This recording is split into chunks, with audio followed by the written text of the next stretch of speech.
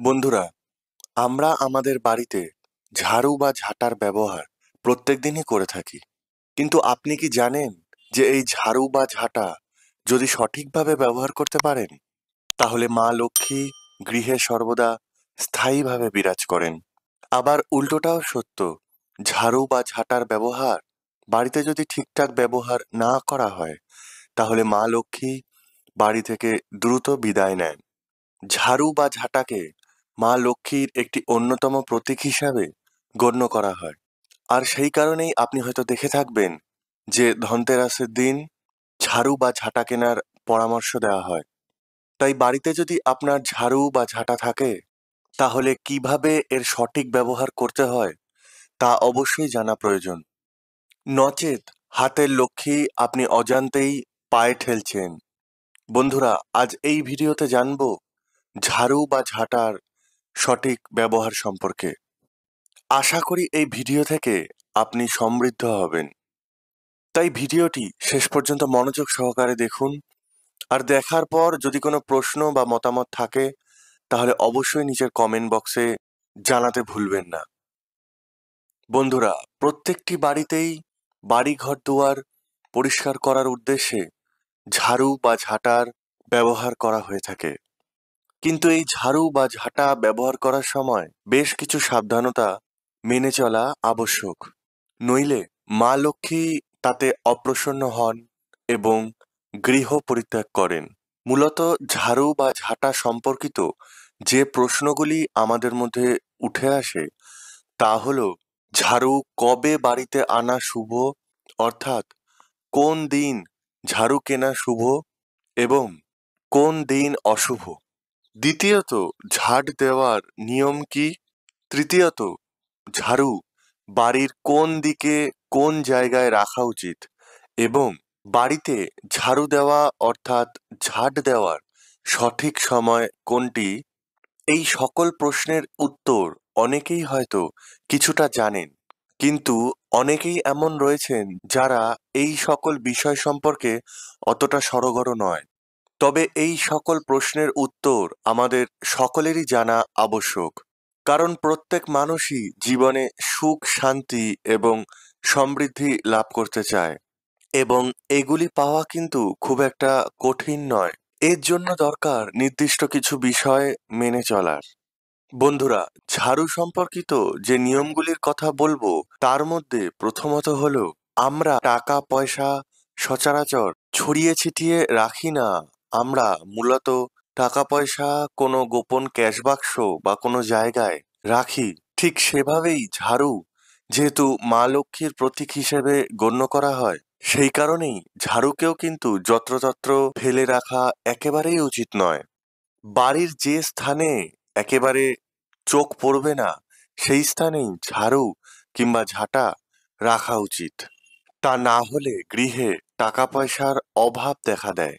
দ্বিতীয়ত বন্ধুরা, ঝাড়ুর মধ্যেই যেহেতু মা লক্ষ্মীর পৃথক সত্তা বর্তমান, সেই কারণে ঝাড়ু ব্যবহার করার সময় কখনোই কিন্তু তাতে পা দেওয়া উচিত নয়। এই রকম ঘটলে মা লক্ষ্মী অত্যন্ত ক্রোধিতা হন। যদি কোনো কারণে না বুঝে ঝাড়ুতে পা লেগে গিয়ে থাকে, তাহলে এর জন্য ক্ষমা চেয়ে মা লক্ষ্মীর উদ্দেশ্যে প্রণাম করে নেবেন। এবং এই বিষয়টি সবসময় মনে রাখবেন যে ঝাড়ু ব্যবহার করার পর সবসময় তা পরিষ্কার করে রাখবেন। তৃতীয়ত বন্ধুরা, ঝাড়ু কখনোই দাঁড় করিয়ে রাখা উচিত নয়।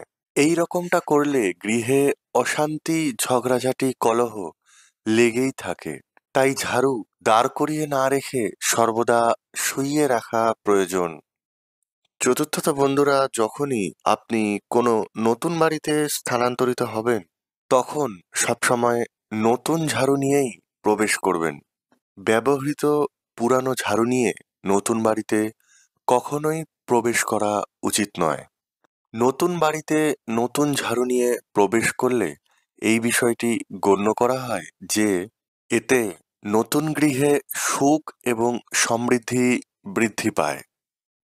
পঞ্চমত বন্ধুরা, এটা মনে রাখবেন যে খাবারের এঁঠো কখনোই ঝাড়ু দিয়ে পরিষ্কার করা উচিত নয়। এতে মা লক্ষ্মীর অপমান হয়। তাই খাবারের অবশিষ্টাংশ সর্বদা ভেজা কাপড় দিয়ে প্রথমে মুছে নিন। ঝাড়ু ব্যবহার করার সময় আরও একটি বিষয় খেয়াল রাখা প্রয়োজন যে এই ঝাড়ু ডিঙিয়ে যাওয়া কখনোই কিন্তু উচিত নয়। এতে মা লক্ষ্মী রুষ্ট হন। ঝাড়ু কখনোই বিছানা কিংবা খাটের নিচে রাখা উচিত নয়। এতে স্বামী স্ত্রীর মধ্যে দূরত্ব কিংবা ঝগড়া বৃদ্ধি পায়। ষষ্ঠত বন্ধুরা, কখনোই ঘরের মধ্যে ভাঙা ঝাড়ু রাখা উচিত নয় এবং ভাঙা ঝাড়ু দিয়ে ঝাড় দেওয়া উচিত নয়। এতে গৃহে নেতিবাচক শক্তি বৃদ্ধিপ্রাপ্ত হয়, যা গৃহের পক্ষে অকল্যাণকর হয়ে থাকে।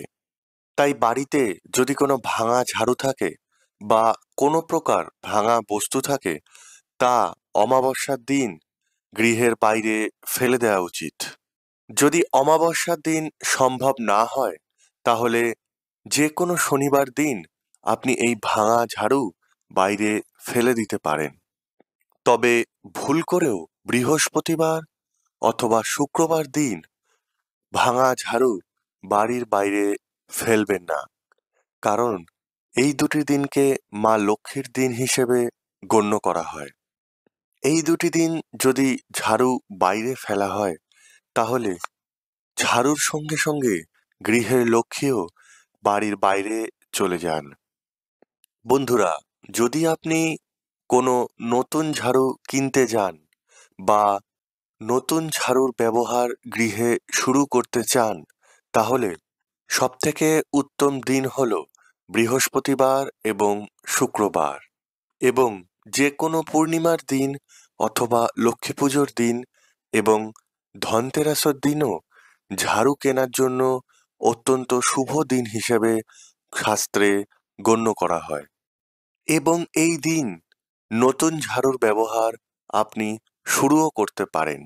তবে এই বিষয়টি সর্বদা মাথায় রাখবেন যে কোনো অমাবস্যায়, শনিবার দিন অথবা মঙ্গলবার দিন ঝাড়ু কেনা কিংবা নতুন ঝাড়ু ব্যবহার করা শুভ নয়। তবে ওই দিন যদি পূর্ণিমা, লক্ষ্মী পূজা অথবা ধনতেরাসের দিন পড়ে, তাহলে সেই দিনটি সেক্ষেত্রে ব্যতিক্রমী দিন হিসেবে গণ্য। বন্ধুরা, বাড়ির ঝাড়ু বা ঝাঁটা ব্যবহার করার সঠিক সময় হলো মূলত প্রাতঃকাল। তবে দিনের যে কোনো সময় আপনি বাড়ির ঝাড়ু বা ঝাঁটা ব্যবহার করতে পারেন। তবে কোনো অবস্থাতেই সন্ধ্যার পর ঝাড়ু বা ঝাঁটা ব্যবহার করা একেবারেই উচিত নয়।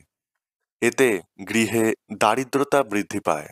বাস্তুশাস্ত্র অনুসারে বাড়ির ঝাঁটা বা ঝাড়ুকে কোনোভাবেই ঈশান পূর্ব কোণে অর্থাৎ উত্তর পূর্ব কোণে একেবারেই রাখা উচিত নয়। এতে ধনের আগমন বন্ধ হয়ে যায়। ঝাড়ু বা ঝাঁটা ব্যবহার করার পর সেই ঝাড়ু বা ঝাঁটা বাড়ির দক্ষিণ দিকে অথবা দক্ষিণ পশ্চিম দিকে অথবা পশ্চিম দিকে যে কোনো স্থানে রেখে দিতে পারেন। তবে শোবার ঘরে সেই ঝাঁটা যেন কোনোভাবেই না থাকে। এবং সর্বশেষ যে বিষয়ের কথা বলবো, তা হলো পরিবারের যে কোনো সদস্য বাড়ির বাইরে যাওয়ার সময় কখনই কিন্তু ঝাড় দেওয়া উচিত নয়। এটি অত্যন্ত অশুভ বলে গণ্য করা হয়। বন্ধুরা, আমরা ঝাড়ু বা ঝাঁটা সবসময় পরিষ্কার পরিচ্ছন্ন করার জন্যই ব্যবহার করে থাকি। তাই ঝাড়ু বা ঝাঁটাকে সর্বদা পরিষ্কার পরিচ্ছন্ন করার কাজেই ব্যবহার করুন। সেই ঝাড়ু দিয়ে কখনোই কাউকে প্রহার করা বা কোনো বস্তু সরানোর কাজে ব্যবহার করা অথবা কোনো পশুকে স্পর্শ করা, এই বিষয়টি কখনোই করা একেবারেই উচিত নয়। গৃহের এই ঝাড়ু বা ঝাঁটা দিয়ে গৃহকে যত পরিষ্কার পরিচ্ছন্ন রাখতে পারবেন, গৃহের লক্ষ্মীকেও ততটাই আপনি প্রসন্ন রাখতে পারবেন। এবং ঝাড়ুর ব্যবহার সম্পর্কিত এই বিশেষ নিয়মগুলি যদি মেনে চলতে সক্ষম হন, তাহলে নিঃসন্দেহে গৃহে সুখ শান্তি বজায় থাকবে। আশা করি দর্শক বন্ধুরা ভিডিওটি থেকে আপনারা সমৃদ্ধ হয়েছেন। মা লক্ষ্মীর কৃপা আপনাদের ওপর সদা বর্ষিত হোক এই প্রার্থনা জানিয়ে এই ভিডিওটি আজকের মতো এখানেই শেষ করলাম। নমস্কার।